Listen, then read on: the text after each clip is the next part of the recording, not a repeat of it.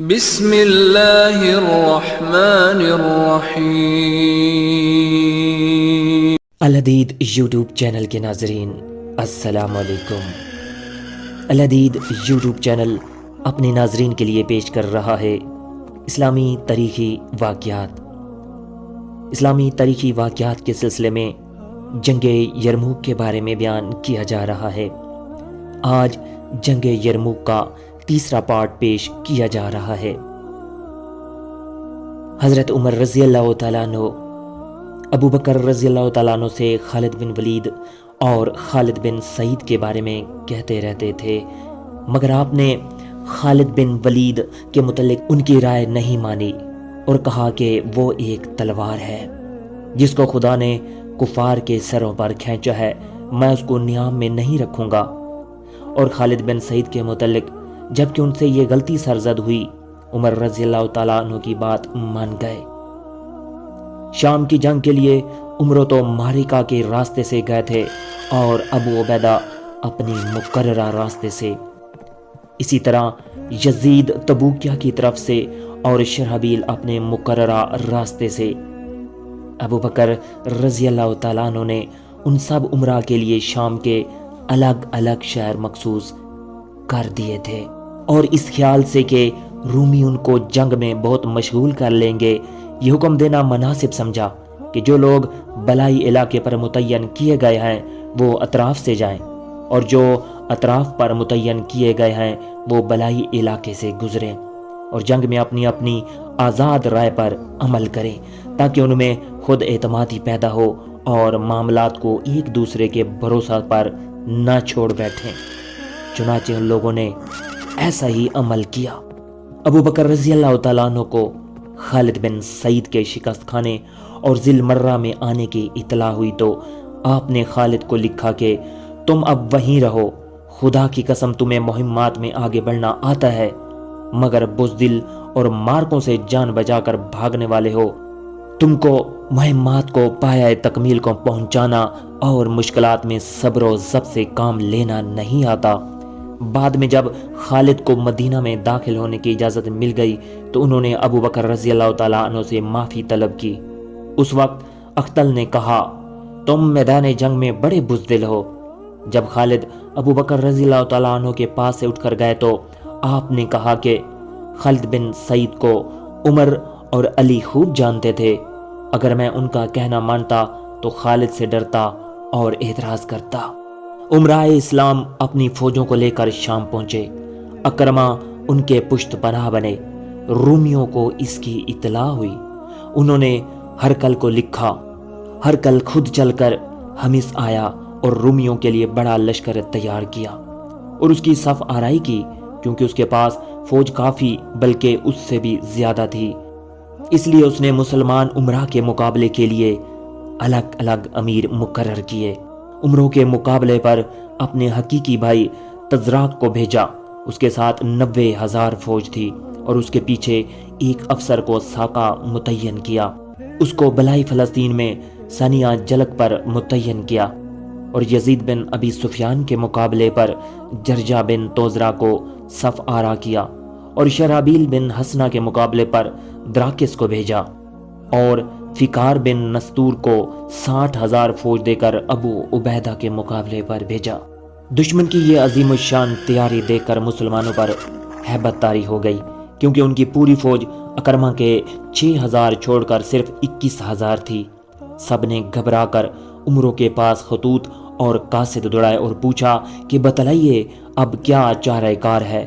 عمر نے ان سب کو قاصدوں کے ذریعے یہ کہلا بھیجا کہ اب بہترین صورت یہ ہے کہ تم سب ایک جگہ جمع ہو جاؤ، کیونکہ جمع ہونے کے بعد باوجود قلت تعداد کے تمہارا مغلوب کرنا کھیل نہیں ہے، مگر تم متفرق رہے تو یاد رکھو کہ تم سے ایک متنفس ایسا باقی نہ رہے گا جو کسی آگے والے کے کام آ سکے، کیونکہ ہم میں سے ہر ایک پر بڑی بڑی فوجیں مسلط کر دی گئی ہیں۔ چنانچہ یہ طے ہوا کہ یرموک پر سب جمع ہو جائیں۔ جو مضمون عمروں کے پاس لکھ کر بھیجا گیا تھا وہی ابو بکر رضی اللہ تعالیٰ عنہ کے پاس بھی بھیجا گیا تھا۔ ابو بکر کے پاس سے بھی ان لوگوں کو وہی ہدایت آئی جس کا مشورہ عمروں نے دیا تھا کہ جمع ہو کر ایک لشکر بن جاؤ اور اپنی فوجوں کو مشرکوں کی فوجوں سے بھیڑا دو۔ تم اللہ کے ساتھی ہو، اللہ اس کا مددگار ہے جو اللہ کا مددگار ہے، اللہ اس کو ذلیل کرتا ہے جو اس کا انکار کرتا ہے۔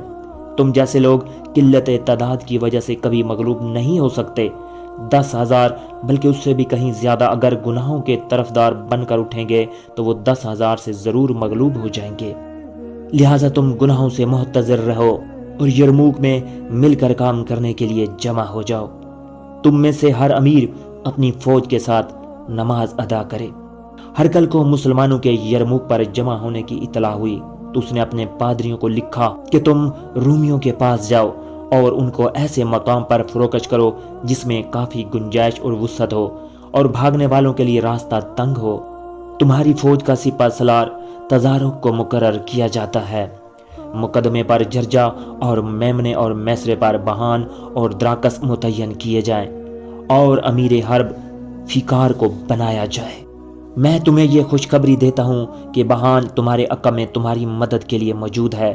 چنانچہ پادریوں نے ہرکل کے احکام کی تعمیل کی، وکوسا میں اپنی فوجوں کو فروکش کیا۔ وکوسا یرموک کے کنارے پر واقع ہے۔ اس وادی نے ان کو خندق کا کام دیا جس کی وجہ سے وہ ایک ناقابل تذکیر گھاٹی بن گیا۔ باہان کی اور اس کے رفیقوں کی خواہش یہ تھی کہ رومیوں کے دل سے مسلمانوں کی دہشت نکل جائے اور وہ ان کو ہوا سمجھنا چھوڑ دیں۔ مسلمان اپنی جائے اجتماع سے اٹھ کر رومیوں کے بالکل سامنے ان کے راستے پر ٹھہر گئے۔ رومیوں کے لیے اس کے سوا کوئی اور راستہ نہ تھا۔ یہ دیکھ کر عمرو بول اٹھے، مسلمانوں مبارک ہو، باخدا رومی محصور ہو گئے، اب ان سے کچھ بن آنا مشکل ہے۔ مسلمان رومیوں کے سامنے ان کا راستہ روکے ہوئے سفر سن 13 ہجری سے ربیع الاول ربیع الثانی تک پڑے رہے اور ان کا کچھ نہ بگاڑ سکے اور نہ خود ان تک پہنچ سکے، کیونکہ رومیوں کے پیچھے وکوسا کی گھاٹی تھی اور سامنے خندق تھی۔ مسلمان جب کبھی ان پر بڑھتے پسپا کر دیے جاتے۔ ربیع الاول یوں ہی ختم ہو گیا۔ ماہ سفر میں مسلمانوں نے یہاں کے واقعات کی اطلاع ابو بکر رضی اللہ تعالیٰ عنہ کو دے دی تھی اور ان سے کمک طلب کی تھی۔ ابو بکر رضی اللہ تعالیٰ عنہ نے خالد بن ولید کو لکھا کہ تم امداد کے لیے پہنچو اور عراق پر مسنا کو اپنا نائب مقرر کر جاؤ۔ چنانچہ خالد ربیع الاخر میں اسلامی لشکر سے جا ملے۔ جب مسلمان یرموک پہنچے تو انہوں نے ابو بکر رضی اللہ تعالیٰ عنہ کو امداد کے لیے لکھا۔ ابو بکر نے کہا کہ اس مہم کے لیے خالد کی ضرورت ہے۔ خالد اس وقت عراق کے والی تھے۔ ابو بکر رضی اللہ تعالیٰ عنہ نے خالد کو باتاکید لکھا کہ شام روانہ ہو جاؤ اور جلد پہنچنے کا حکم دیا۔ خالد فی الفور شام پہنچے۔ ادھر بہان رومیوں کی مدد کے لیے آیا۔ اس نے اپنی فوج کے آگے آگے آفتاب پرستوں، راہبوں اور پادریوں کو متعین کیا تھا کہ یہ لوگ فوج کو جنگ کے لیے بھڑکائیں اور ان کے دلوں میں جوش پیدا کریں۔ اتفاق سے خالد اور بہان کی آمد بیک وقت ہوئی۔ بہان جنگ کے لیے اس انداز سے بڑھا گویا میدان اس کا ہے۔ خالد بہان سے نمٹنے لگے اور دوسرے امراء اپنے مقابلے کے رومیوں سے لڑنے لگے۔ بہان نے شکست کھائی اور اس کے بعد اور رومیوں نے بھی یک کے بعد دیگری ہزیمت اٹھائی اور اپنی خندق میں گھس گئے۔ رومیوں نے تو بہان کی آمد کو نیک فال تصور کیا تھا اور مسلمانوں کو خالد کے آنے سے خوشی ہوئی تھی۔ مسلمان خوب جوش سے لڑے اور مشرکین بھی زور و شور سے لڑے۔ مشرکین کی تعداد 2,40,000 تھی۔ ان میں سے 80,000 کے پاؤں میں بیڑیاں پڑی ہوئی تھیں اور 40,000 زنجیروں میں بندھے ہوئے تھے تاکہ جان دینے کے سوا بھاگنے کا خیال بھی ان کے دل میں نہ آئے، اور 40,000 نے خود کو اپنے اماموں سے باندھ لیا تھا۔ 80,000 سوار اور 80,000 پیدل تھے، اور مسلمان 27,000 تو پہلے سے موجود تھے اور 9,000 خالد رضی اللہ تعالیٰ عنہ کے ساتھ آئے تھے، جس سے ان کی مجموعی تعداد 36,000 ہو گئی تھی۔ جمادی الاولیٰ میں ابو بکر رضی اللہ تعالیٰ عنہ بیمار پڑ گئے اور جمادی الاخری کے وسط میں اس فتح سے 10 روز قبل انتقال فرما گئے۔ انا للہ و انا الیہ راجعون۔ الحدید یوٹیوب چینل کے ناظرین، اگر آپ کو ویڈیو اچھی لگی تو چینل کو سبسکرائب کیجئے، ویڈیو کو لائک اور شیئر ضرور کیجئے۔ تاکہ زیادہ سے زیادہ لوگوں تک اسلامی تاریخی واقعات والی ویڈیوز پہنچ سکیں۔ اگلی ویڈیو تک کے لیے اجازت دیجیے۔ اللہ حافظ۔